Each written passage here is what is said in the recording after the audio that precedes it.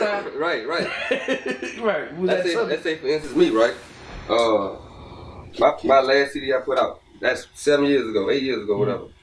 Man, I had everybody named Mama who was popping in BR. Some of them who wasn't popping then, but they popping now. But I had them all on there. I had Mr.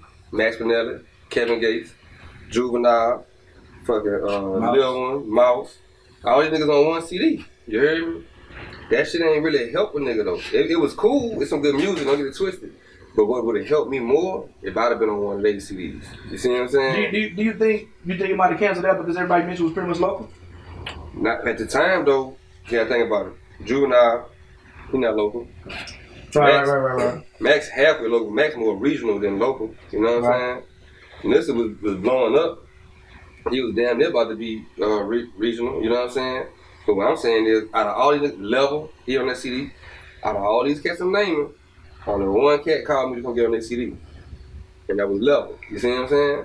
And my thing is, you can put all these big names. They got a lot of cats who put big name people on their CDs, and it don't help you. So I got the opposite effect, and maybe because what I'm doing is like more underground shit, like because I be in North Carolina, because I got Superstition on my album, I say X amount of things. You know what I'm saying? Because I be in the DMV area, but I got my man Substantial on my shit or whatever. Right. You know what I'm saying? So I think it just. It might just be different what it is. No, for you got people who are out of town, but they got a name buzzing in that city. No, shit, they international, just underground. You see what I'm saying? Right, they international. So like, you motherfuckers be in Japan and shit. Oh, okay. You know what I'm saying? So it's like, it's like, and that's a misconception, bro. Like people, for me, I understood a long time ago, man, like, Baton Rouge only 25,000 people, bro. Right. You know what I'm saying? So if you just trying to, fuck, this is one of the smallest motherfucking capital cities in the nation. Right. Like, period. Like, land-wise and, like, population-wise, like, you go to a place like Phoenix, which people don't consider a market. Phoenix, 4 million people. You go to Raleigh, North Carolina, it's 1.5 million people. Yeah. You understand what I'm saying? So, like, it ain't a city or a place that people think of when it comes to hip-hop or whatever. Right. But it's a bigger demographic or whatever. And like, absolutely. And a lot of the people are worldwide. Mm-hmm. So, like, you might not see them on radio and television, but, like some and when New Job is, so you know who Jay Dilla is, right? Yeah. So there's a cat named New Job is. There's them that born on the same day and died on the same day. He was a Japanese producer. He's literally like the Japanese Jay Dilla. Mm-hmm. So my OG Substantial was signed to him, and he was like the Jay-Z of Japan. Oh, bro. You understand what I'm saying? Yeah. And so like you might not see him do anything, but this motherfucker will travel the world. Like my man Mega Ran. Like this nigga gonna be performing at Madison Square Garden. This nigga rap about video games. Oh, bro. And like so for me, I understood this shit a long time ago. It was just like, okay, we can go to the parties and we can dap down the kimonos and shit like that or whatever. But like literally, just because it ain't mainstream, don't mean the shit ain't worldwide. Right. There's literally goddamn 8 billion people in the world. Yeah. You understand what I'm saying? So like. And like I said, if you look at before I had like the resources and the connections, I definitely like I got shit with Box and shit. You was on my first mixtape. Yeah. You know what I'm saying? Box and Donnie and fucking Jada Talent on my shit and whatever. You know what I'm saying? I got shit with shit. Lil was supposed to be on the one little remix. That's when that nigga went to jail. Right. I remember that. I was kind of this nigga. You was on the nigga. But saying we know where he was. Right. You know what I'm saying? I remember that week. But you know, but as I grew, I had connections or whatever, and I'm getting ingrained, and not even just so much of local communities, but like really like getting head first in like underground independent hip hop at large, bro. It kind of just changed. You know, I've always been different. You know what I'm saying? But it really changed my worldview as far as how this stuff goes, or whatever. So like, I mean, it like I said, like I remember like. When I had projects that charted on the CMJs, right? Mm-hmm. Niggas in Baton Rouge don't even know what that shit is. The College Music Journal, it's an international chart. Right. You know what I'm saying? But when I was in Denver, they knew all about that shit. They buying it because of that shit, or because it reaches ears differently. So like, I mean, really, I think, you know, every single type of genre has its own type of like demographic and fan base. Right. And so it's really about understanding like who, you know what I'm saying, like who's buying your shit and how they buy shit or whatever. Right, and how people purchasing their music these days. Absolutely, how people like I totally like. Well, let's just keep it all free. So I just released a project on Friday, and so I put my shit up Disco Kid. They fucked it all the way up, and so right now, you know, and I just got tired of it. I'm gonna re-up it on something else. Okay. But like right now, it's exclusively on Bandcamp, and Brady made so much money off that shit. And I know the day I start putting that shit on like Tidal and shit like that, like people gonna stop buying because they're gonna start streaming. Right. But luckily, over this my 11th project, I've amassed a fan base. They like to shop with me. Also, like you put it on Bandcamp, they can't just go stream it. They gotta buy it. I mean, you can stream it for free, but you have more than incentive to buy the shit. Yeah. Like just imagine the title had it to where like you can buy a CD. People would probably buy that shit. Right.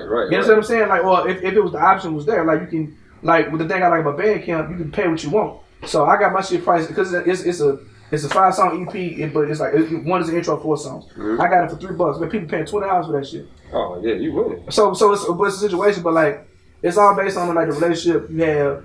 You know what I'm saying, with your fan base and people knowing how niggas shop. See, what people getting fucked up is people don't know the difference between marketing and promotion. And this is why I'm not dying because you guys agree in marketing. Right. Like marketing is like doing the research to see how people spend, how people support you, how they consume your shit. And the promotion is actually being created and finding different ways to get the shit to them. Right. So most people just want to promote. Yeah, there's a difference between like me figuring out how you want the shit and then me selling you the shit. Right. Most niggas will skip to sell it, but they ain't figure out how they want it. And so you got a lot of niggas who throw shit at the wall hoping to stick. Yeah. They don't never really stick because they skip like the most important part. You know what I'm saying? So I know me going to Bella Noche is a waste of my fucking time. Right. Let me go to Spanish Moon. Yeah. I'm leaving with the bag. Right. You know what I'm saying? So yeah, so you just it's just different ways of maneuvering shit, man. It really ain't no one way. But like for me, like dealing with real people has always been my thing. Like dealing with people because like you have a lot of people who, you know, we old, bro. We been here for a while. Right.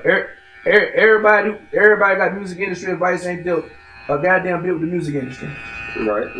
You know what I'm saying? Right. And like, you know, I've been signed a couple times, but man, I ain't get no checks from no fucking label. I get checks from people. From people, right. You know what I'm saying? Like I get, you know, and I think most people do. Like if you're not signed, ain't no company fucking paying you. Yeah, you right about that. You know what I'm saying? Like it's based off of what you sell.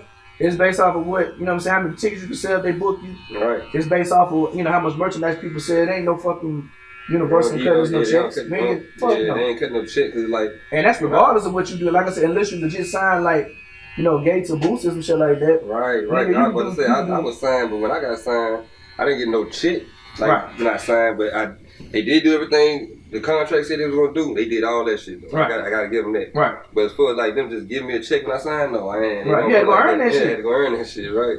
It didn't no being no, you know what I'm saying? So, you know, I operate as a one-man label.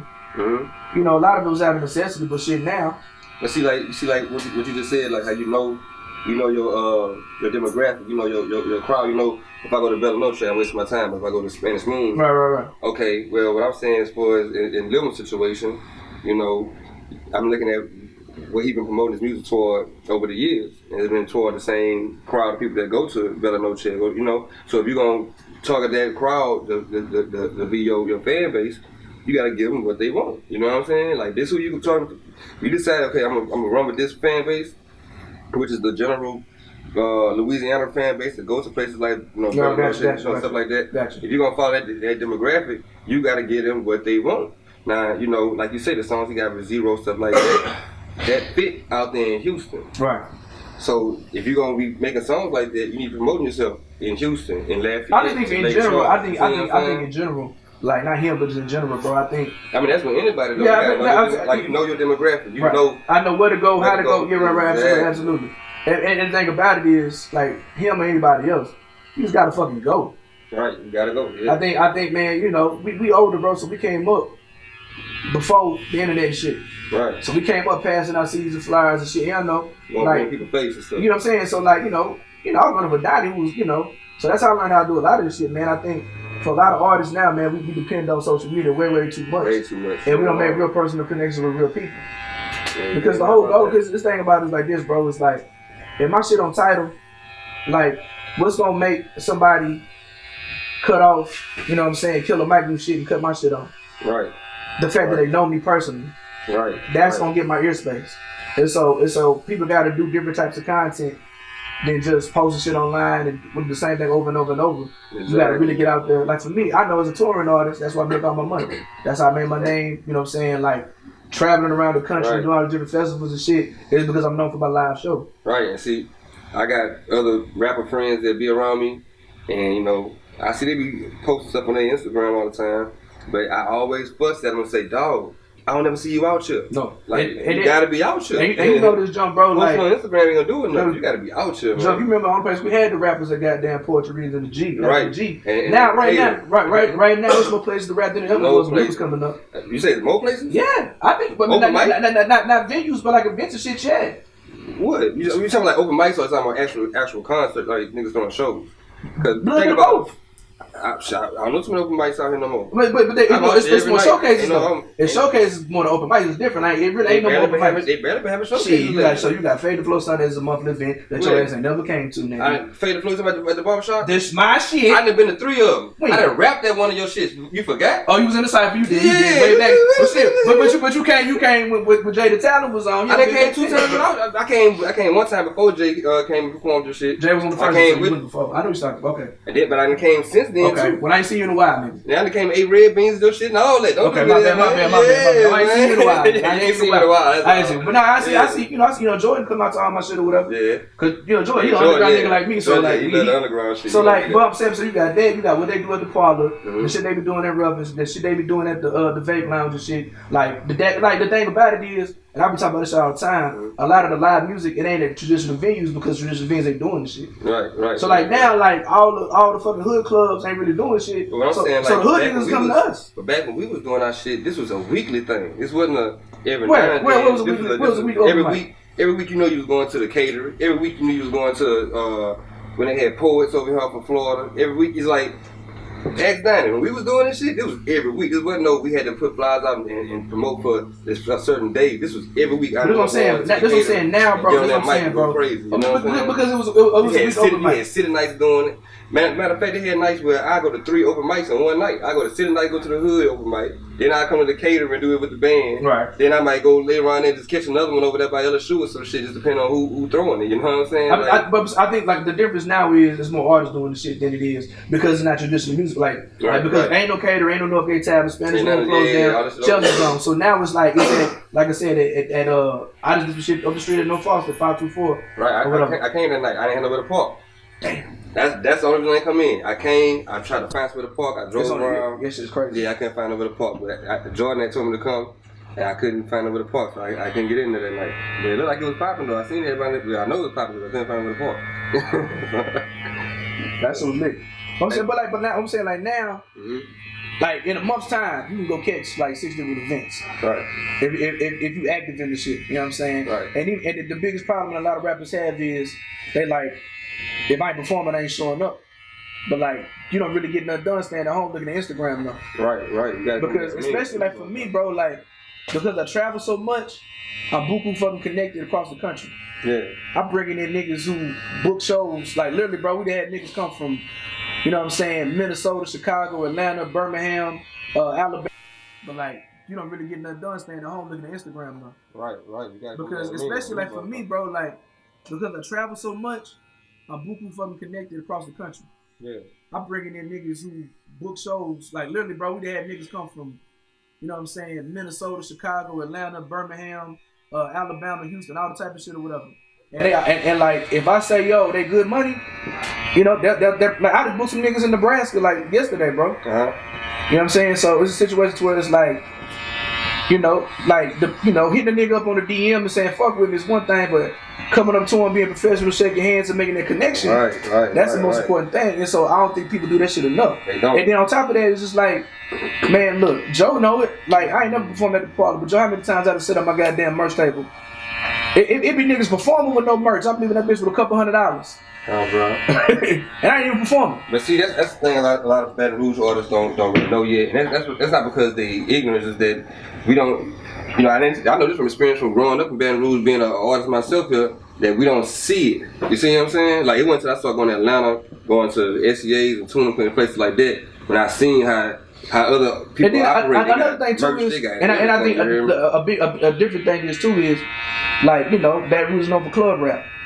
Right. So you're not setting up the goddamn merch table and goddamn Bella No Check. Right, you're not thinking about doing You're not even thinking about that type of shit. So like for me, like, man, like, you know, with Tyler Quality and Skies who came to Baton Rouge, goddamn Skies who got off stage and worked his own fucking merch table to clean up. Yeah. And this nigga, every time different dude come, he do it. You know what I'm saying? So I mean that's the shit that and honestly, bro, like merchandising and like, because you're literally like somebody's paying you to represent your brand. To wear your shit, right. So like that shit is super fucking important. That shit is super fucking important. But like, I mean, I think like, you know, and I've been here for a while, bro. So I understand like every subgenre got its own culture, but I think it's like a lot to be learned from all of them.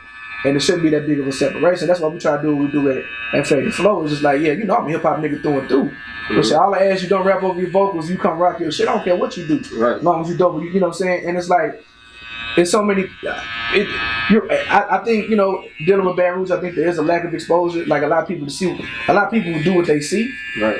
And so if they haven't seen a whole lot of shit, then it sound crazy to go do some shit that you ain't never seen done before.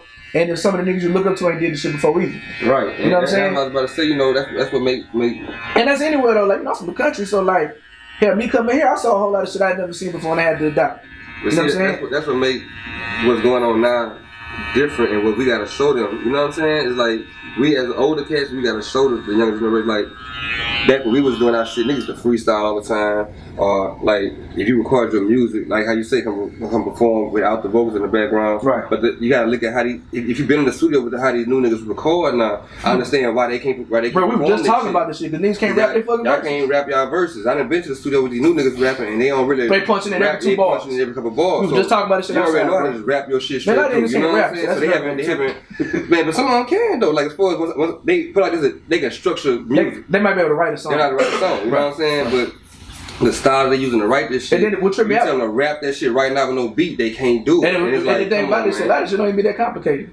Yeah, but the thing is, they don't listen to their shit enough to practice it. Like, this is your shit, you know what I'm saying?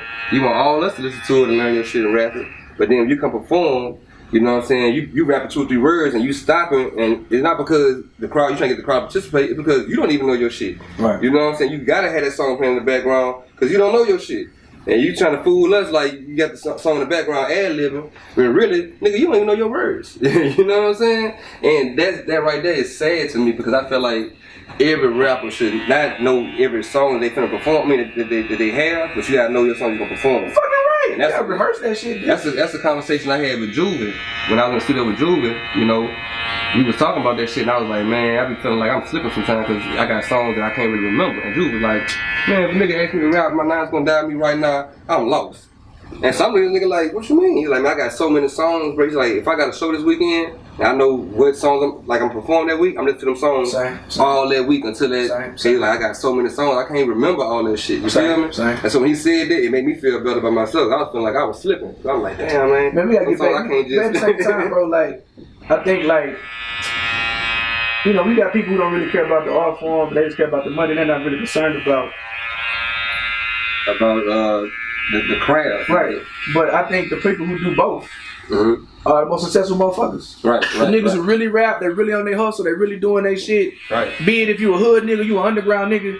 The niggas who really take care of their craft, like you can, like, being on top of your craft can only make you better regardless of what you make. Exactly. If it's goddamn, if you make it hard down, like nigga 2006 jig rap, nigga, but if you a dog at that shit, it don't fucking matter. You know who right now, who doing everything you talking about? Who? That dude from North Carolina, the baby. Yeah. Like he keeping his shit street, but he really rapping his shit. And he know, like I done watched his shows online and shit, the nigga really know his shit, you know what I'm saying? And even though he's still doing shows with the vocals in the background, but I'm looking at where he doing shows at. You in the clubs, 1,000 motherfuckers in there. If he even attempt to perform that shit without the vocals, it probably they ain't gonna hear him anyway. So he kind of gotta play this in the background. But I watch how he perform. He rap every word. It's a little bit of both, bro. Because ain't nobody got bigger records than Jay-Z. He don't do that shit. But Jay-Z don't perform in clubs. I mean, you're right, but still, but if he did do a club, he wouldn't do that shit. Yeah, he wouldn't. I mean, Jay-Z old school, but at the same time, Jay-Z wouldn't perform. Jay-Z the most successful rapper ever, though. So like, to me, that's my bar. It's it's on YouTube. I show this shit all the time. It's like they brought Jay-Z performed at the So Def anniversary shit. Yeah, and like he wouldn't perform. He refused to rap without the vocals, nigga. Like, so you can't tell me about the baby or people like, look at 21 Savage. I was like, 21 Savage, Jay-Z, which one? Period. If you don't like Jay-Z music, like, hey bro, that nigga Jay-Z. Success wise, like, come on, bro, it's a difference. Jay-Z is like, we was talking about this shit the other day. I was talking to some younger rappers, and they were like, man, I don't fuck with Jay-Z, and Jay-Z ain't that wrong. Nah. I said, bro, y'all don't fuck with Jay-Z because y'all niggas don't understand bars. And like, man, but shit, Spitter got bars. Yeah, Spitter got bars, but Spitter got bars with one subject. Let me tell you something. You know what kill all that shit, Jump? Spitter do, but what I'm saying is, when you got bars and you can make your bars fit into real life subjects. You see what I'm saying? Like when Jay-Z rap about real life subjects, but throw bars in there though. You see what I'm saying? Man, you know what kill all that shit, Jump? What's killing that shit? If you listen to Spit on Title, you ain't got nothing to say. If I listen to who on Title? If anybody say Jay-Z ain't that, but if you listen to Spitter on Title, then you lose the argument automatically. I don't get what you're saying. Nigga, we can argue about who got bars, or we can argue about the motherfucker who got the third biggest streaming thing in the world. That's not what I'm talking about. I understand what you're saying. Yeah, that's not. I'm saying, but like, I understand what you're saying, but still, like because this thing about it, we can talk about bars, and people be like, well, he ain't getting no money. Okay, well, let's talk about a nigga who got bars and ain't getting money. That's what I'm saying. The conversation, the argument I was having with this rapper I'm talking about. But he was talking about music. We talking about music. We weren't talking about. Right. You talking about the money. Yeah, you kind of success shit. You have to talk about Eminem and all kind of other motherfuckers. Right. You know what I'm saying? That's not what we was talking about. We were just talking about like.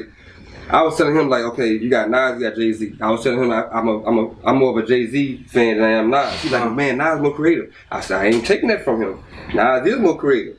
Nas is a more creative rapper. The reason I like Jay-Z more though, because Jay-Z took his real life and put creative bars on there. Whereas Nas, you know, he put some of his real life in there, but a lot of shit is stuff that he's seen other people do. You see what I'm saying? Whereas Jay-Z was able to take his real life and make it creatively sound entertaining to you. You feel me? Without having to add some shit or make up some shit. You feel me? And that's why I feel like I'm more of a Jay-Z fan, because this nigga, I'm that type of nigga. I don't listen to my music. I'm not talking about killing nobody, shooting nobody, but the lifestyle I live, partying or whatever it is I'm talking about, I'm gonna make that shit sound so smooth to you. You feel me? And I'm gonna put bars in there.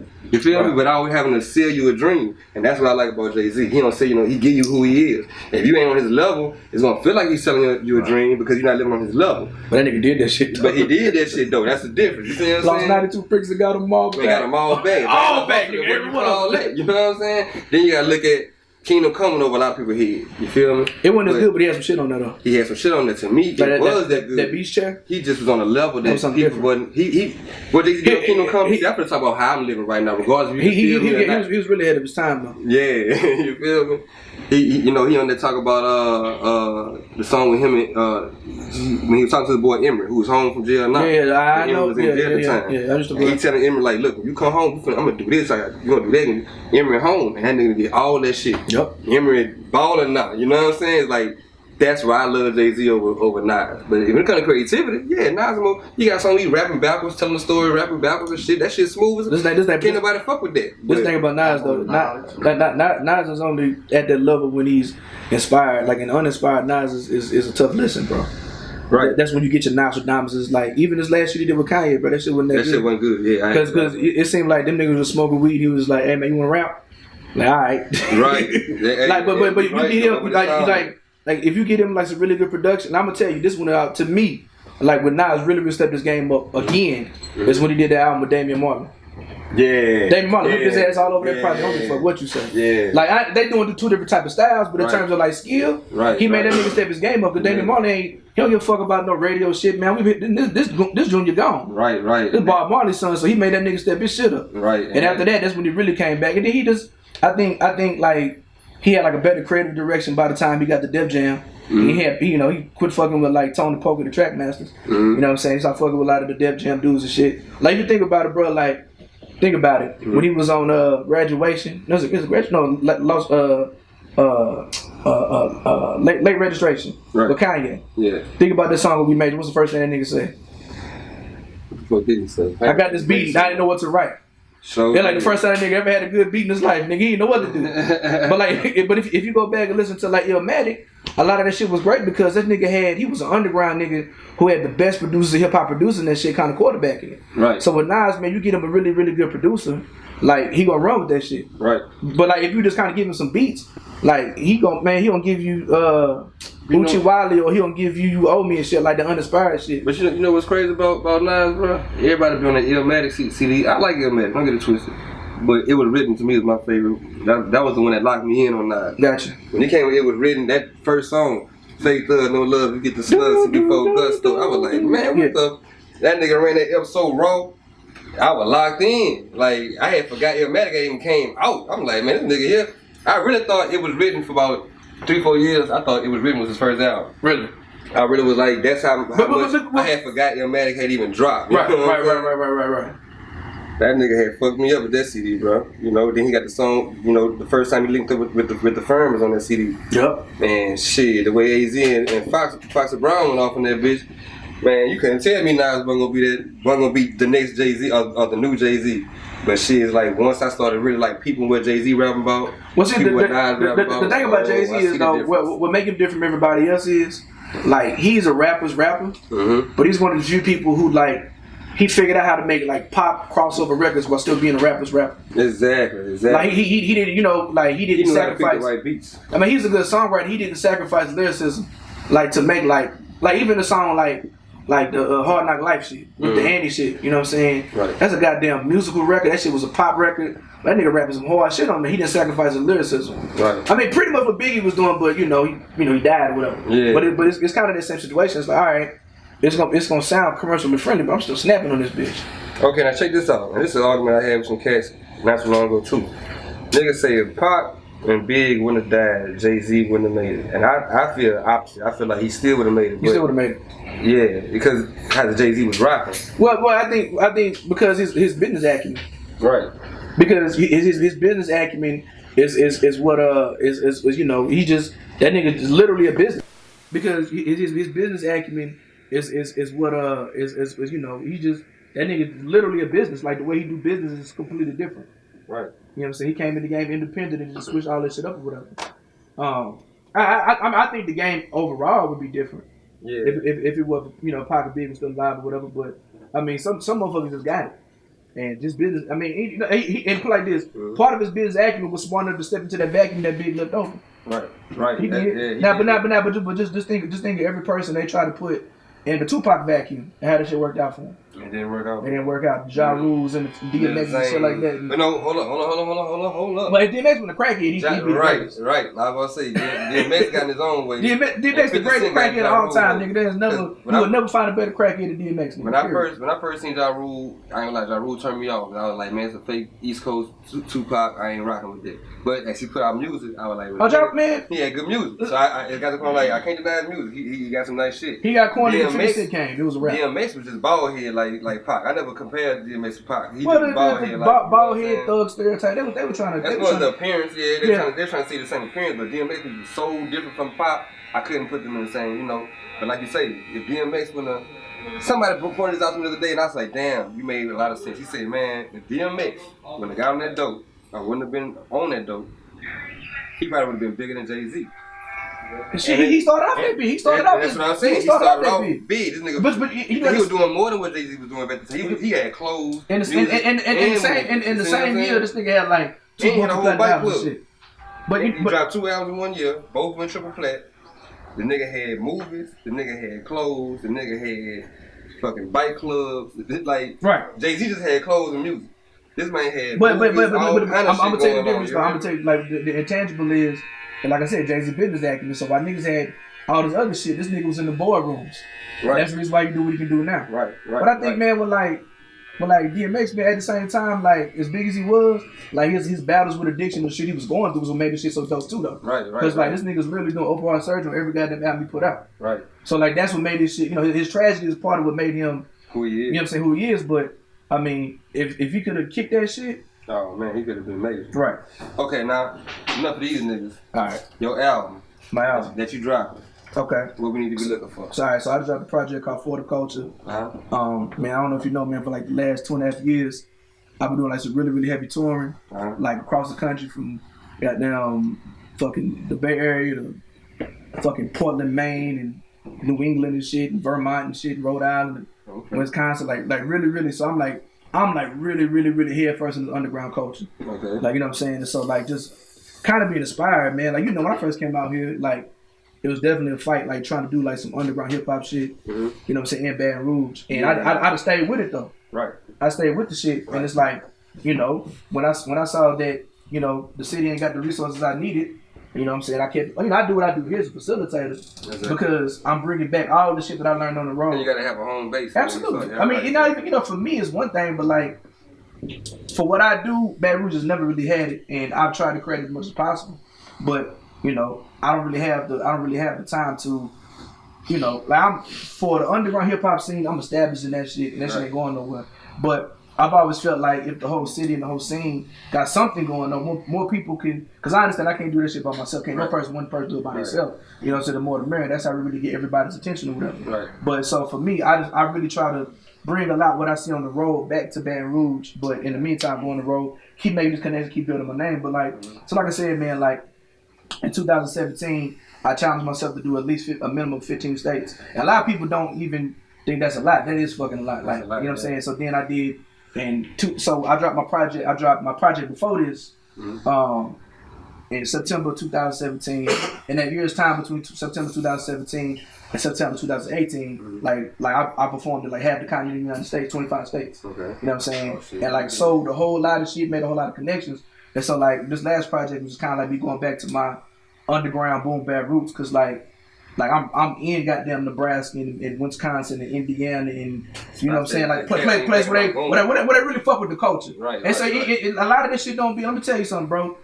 A lot of white boys, they either rapping fast or it's boom bap shit or something in between. Yeah. And so like me being a Southerner and like having being intentionally like culturally intentionally like doing hip hop shit but having like a little different sound I still got from everybody else, and it's kind of like help me make my name or whatever. So while I'm out there, bro, just really getting head first into like, fuck all the politics and bullshit. Yeah. Like it ain't no local niggas hating. It's just motherfuckers who see you for your talent, and it's really inspired me to get back into it. So I did my boom bap shit and like while you've always had from the South, of course you had your Cash Moneys, No Limits, and your Outkast shit like that. You also got the dudes out in Kentucky named Cunning Linguists. Some of the coldest niggas out. You got you got like Little Brother and shit out of North Carolina. You got out of Texas, you had the Strange Fruit Project. And then, of course, you got all the dudes in like New Orleans, like your Truth Universal Lyric Kills, making great motherfucking underground hip hop shit traveling the world. And so I wanted to kind of, I wanted to pay homage to like all the different places I've been, you know what I'm saying? And like how I've been inspired by this particular sound. And then pay homage to like all my OGs in that capacity. Right. Doing that shit. So man, I dropped it Friday, the 22nd. And it's done really, really well, man. I did like a little light release party for it. At Southside Water Center the other night, and shit, tomorrow I'm flying to New York, be out there in New York, New Jersey. Okay. About to hit the road to goddamn. How many tracks you got on there? Just 5. Well, it's an intro 4 songs, bro. And it's like, you put on Bandcamp, put that bit up for $3, niggas paying $20 for it. Oh, bro. Because it's like I said. I've been trapping up Bandcamp. Like I said, I already know once I put this shit up on Tyler shit, niggas will stop buying and like. This your kid fuck my shit off, so I'm not really in no rush to do the shit. Why nigga? If you want to go pay for the shit, go pay for the shit. You know what I'm saying? I'm you know what I'm saying? I'm selling. I got like a flash drive, and I got all 11 projects on my shit. You know what I'm saying? And I got like 5 videos, including unreleased video and a couple singles. Selling that bitch for $20. The bitch is flying. I'm almost sold out. Oh yeah, you doing your shit. You know what I'm saying? T-shirts, all the other type of stuff or whatever. So, and like I said, for me, it's like, and I think like I'm an underground ass nigga, bro. But like it's business regardless. Right. Because I'm gonna keep like this quote unquote underground hip hop shit, man. This shit started with black people and it was perfected in the South. Right. You know what I'm saying? Right. Goddamn E4 to Uncle St. Charles taught P that shit. Yeah, and he came. P brought it down here. Right. Like the music industry signed all of us and took us to Atlanta. The white boys in Minnesota doing the exact same shit that Master P brought down here. And we don't even do that shit no more. Right. Because we think like you can't, like, I will argue with niggas down all day that a nigga like Odyssey get more money than goddamn Rich Homie Quan. Oh, you will never see their Odyssey shit on TV. Yeah. But if you're watching a Nike commercial, he did that fucking beat. This nigga will do 100 dates overseas. Yeah. But, see, like, people, like, Odyssey got an album called People See What They Hear, so it's just like, out of sight, out of mind type shit. Right, but, like I said, like, these white boys in goddamn Minnesota and Arizona and shit like that, they doing the exact same shit that niggas started right here, perfected in Louisiana. Right. We're gonna take advantage of it, but people think that like doing underground shit or that particular type of business model is about poverty, but really it's not. Right. Like my OG Mega Ray, this nigga make like $500,000 a year, rapping about video games. This is about rapping in Madison Square Garden. It's raining outside. My top down? Yeah, your top down. Oh shit. Yeah, I got that on camera. Oh shit. I'm looking like my top down. Yeah. I ain't realized I left this bitch down. Yeah. But it's like, and so for me, bro, like I just think it's important to everybody. Like it's business, so it's like, yes, okay, this type of person. I just think if a nigga who make club shit. I gotta go look him up because I don't even know who I is. And then the nigga can rap his ass off though. Yeah. He rap about like, so I'm gonna tell you a story. So he's a teacher. He was rapping. His name was Randy. He was doing like regular rap type shit, but he's really into video games. So he made an album called Mega Ran based off the character Mega Man. Mm-hmm. That shit was blowing up. He was touring and shit. He got an order from Capcom. He about to get sued. They're like, nah, we want to throw you some bread. We want to make you like this nigga got his own toy and everything, video game and everything. Wow. Like this nigga be on like you watch wrestling? Nah. Okay, well he be on like he cool with the New Day niggas, so he be on like WWE and shit like that. Okay. You'll never hear this nigga on your radio. Right. You'll never hear this nigga. You know what I'm saying? You never see this nigga video, but these niggas is traveling the fucking world making more money than damn near anybody here. So that's the vacuum I'm in. Right. You know, I always different. Right. But like that's the vacuum I'm in, and so it allows me to like do festivals in goddamn Ohio and Charlottesville, Virginia. So it's still mainstream. It's not. It's not commercial. It's not commercial. It's not commercial. Yeah. But I mean mainstream. It is. If you think the place you just said WWE, that's mainstream as a motherfucker, right? It's just that I'm not. It's just not pushed by record label. Right. I'm saying, but all that shit is possible. And like I said, it's not. So it's not about people get so caught up in different types of music and. People get caught up in, the club lifestyle, other type of shit. Right. Man, it's fucking business. Right. If I might not watch that shit, but say I have a child, they got buku children watch WWE all day. Absolutely. They probably know exactly who you talking about right now. I'm lost. I don't have no children. Right. Absolutely. But whatever, like grown men, like man. So last year he did like a WrestleMania show in New Orleans. Mm-hmm. Motherfucking. I remember that shit was big. I'm saying he did a show there. So my partner Alfred Banks, I just went. Mm-hmm. Motherfucking Smoke Dizzle came out. Yeah. Nigga, Wale was in that bitch, nigga. So it's a dude named Open Mike Eagle. He like real big on the underground scene. He rapping, the comedian Hannibal Buress walked in that bitch. They got a song together. Oh, bro. You understand what I'm saying? So like, that shit sound foreign to a nigga who don't really think outside of what they see. Right. But that shit is out there. And like, I move in a situation, I got my own line, I don't play with no industry politics, none of that shit, bro. I just move how I fucking move. Whoever want to listen, they can move with me. But I've been blessed, bro, to like. Nigga, by the time the end of next month, bro, I'd have been to goddamn 10 different states. Oh, yeah.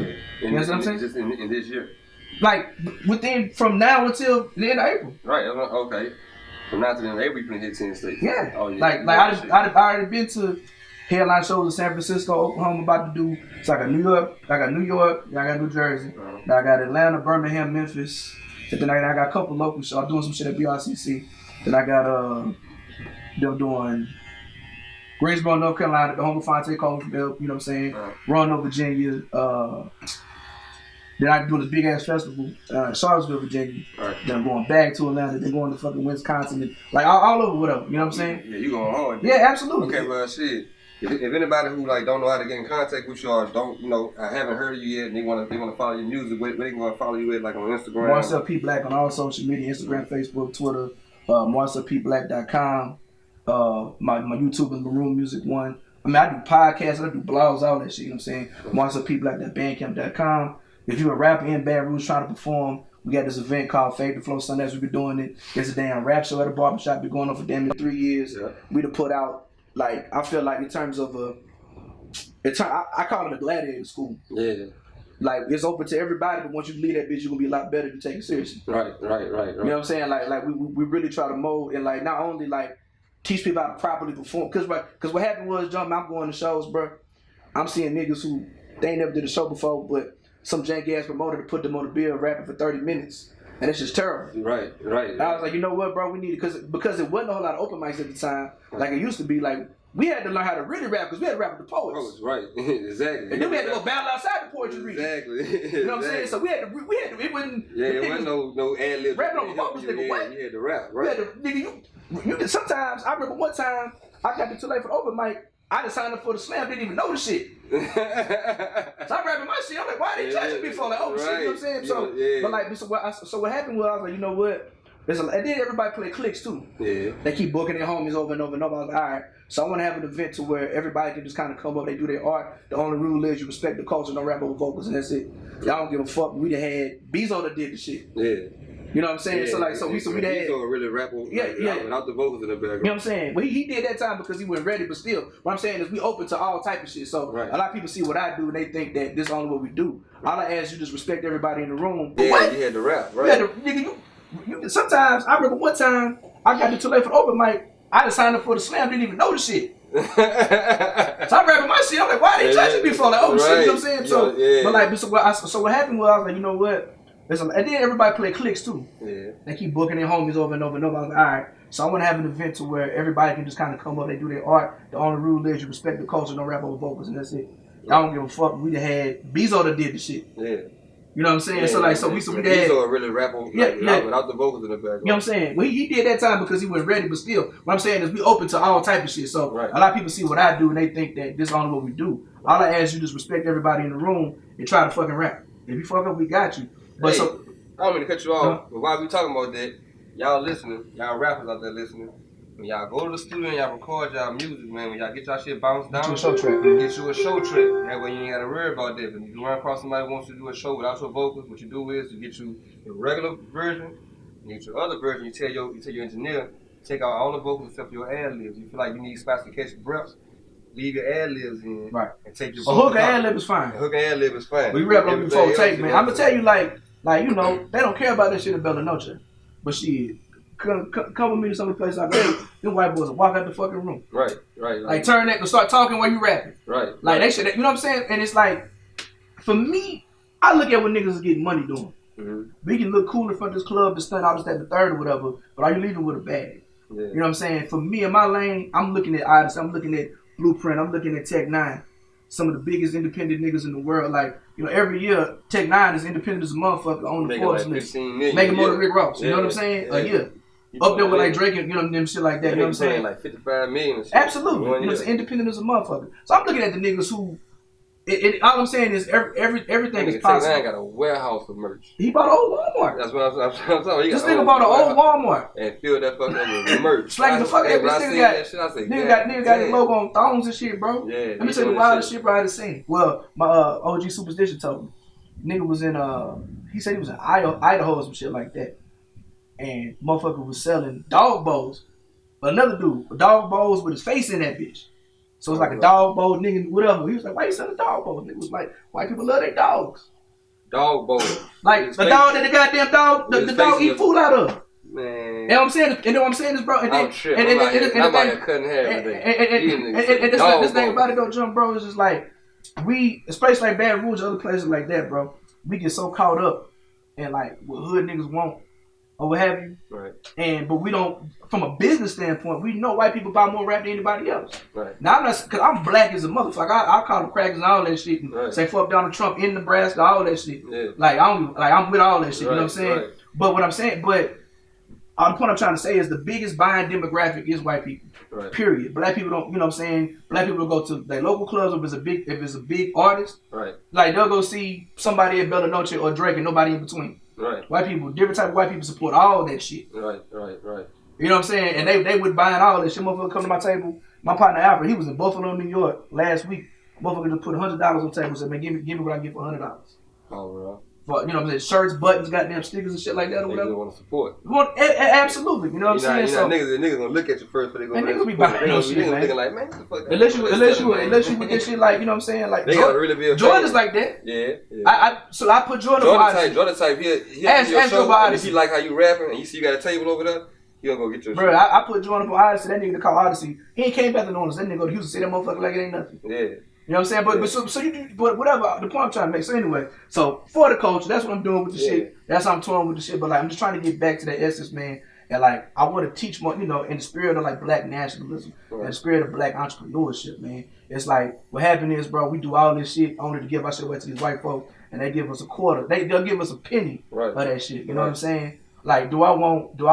Basically, you talking about, man, take your power back. Take your power. Like black people need to take hip hop back. Right. They don't own it until you sign it over. You know what I'm saying? Black people, we got your local shit. You need to be making as much money. Local. Or to me, I think. I mean, independent, not local, but as long as you're still independent, you absolutely. I think for a person like who wants to do something major, I think Nipsey Hussle is the only blueprint. Nipsey Hussle, he left the major shit. He grinded his ass off, marketed himself in so many different ways. So when Warner Brothers came, he told them exactly what the fuck he wanted. Yeah. They got the exact fucking deal and kept his independence. Made the album he wanted to make. He making more money than ever. Yeah. Still got 100% control. He partnered with Puma now. Right. Like that's how you do the shit. Right. Like don't just fucking go sign this. Don't be like, you know, he took care of his fan base. Right. And when time came for the marathon to drop, my victory lap to drop, his fan base took care of him. Yeah. And so, you know what I'm saying? So like that's and he like I said, never sacrificed nothing. Let me tell you how real of a nigga Hustle is, bro. And Joe said he might just be tripping, but I don't want to say it because I think he's a real nigga. So on Black Friday he had a sale. You know what I'm saying? I ordered some shit, I never got it. It never came. I'm emailing Black Sam and all this other shit up with my stuff at. And so finally PayPal get my money back. I checked the mail, nigga sent me that shit anyways.